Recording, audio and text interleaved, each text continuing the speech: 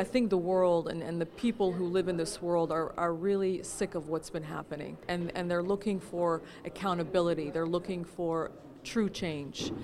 I know CIFA looks out for its investors, for the people who provide some of this information. Tell us financial trading, things like this, and please correct me if I'm wrong. How can the way CIFA works impact these huge institutions and maybe change the way that they do business?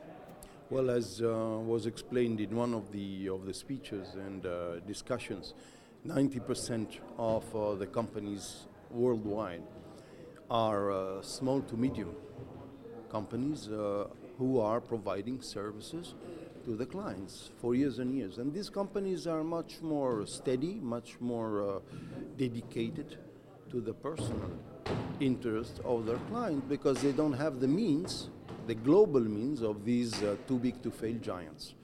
And those too big to fail giants, unfortunately, are just destroying little by little the trust of the people, which is necessary for the markets to work. If you don't have trust, if you don't have the hope to receive back your capital, you don't have trust. So you withdraw your monies and you don't bank anymore, you don't go to the markets. And this is what we try to avoid, and we try to get the people understand that all finance is not only the big sharks. In terms of bringing ethics back into the picture, morality rather, things like this, how can this be infused on a world scale? Well, we have to return to some moral principles, basically, which are, among others, solidarity and a sort of altruism. I think that we can eat, all of us, 3 times a day. We can enjoy 1 car at a time. We cannot drive 10 cars at the same time. So we have to get a little bit more modest and to try to humanize again this tremendous activity now, which in the Western world gathers almost 40 to 50% in some cases of the profits of economies. In the United States, it grew to more than 40%.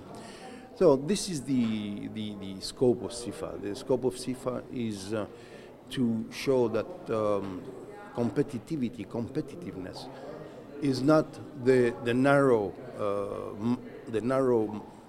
explanation of a simple I would be doing better than the other one.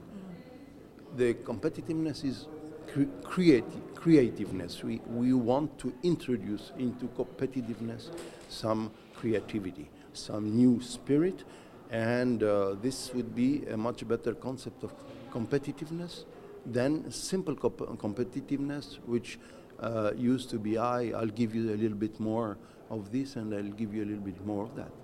We have to be more creative, and the people will get back to us because they will be interested.